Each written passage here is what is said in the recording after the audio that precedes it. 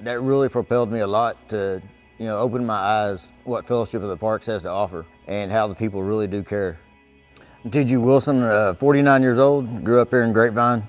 I'm the product of a Southern Baptist preacher's son and a cop's son.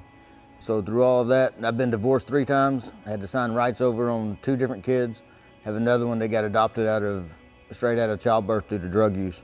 Growing up in the church, seeing everything that goes on in the church, it kind of, seeing the backhanded deals that go on in a lot of the big churches, it kind of turned me off to God, and I started looking at the differences in everybody.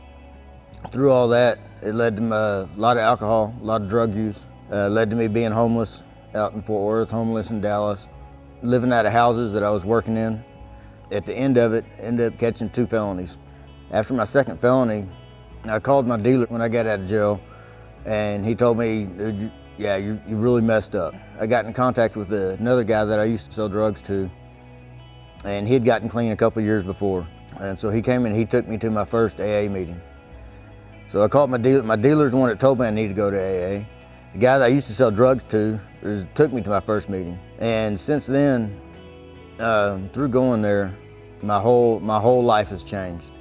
Turned my life back over to God. Met some miraculous people in AA. One being Eric Byram, and that's who got me to go to Fellowship of the Parks in Grapevine. And through his persistence on getting me to get back into church, on the average Sunday, we'll average between 5 and 15 people from our AA group that goes to church. So through his patience and God working in my life and Eric's life, it's been a wonderful thing to see other people's lives get turned around and see them change.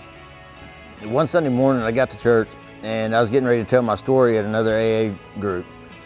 And by the slip of the tongue, I accidentally asked Charles to come listen to my story, which I really didn't think he was gonna show up, He said, just send me a text and, I'll be there.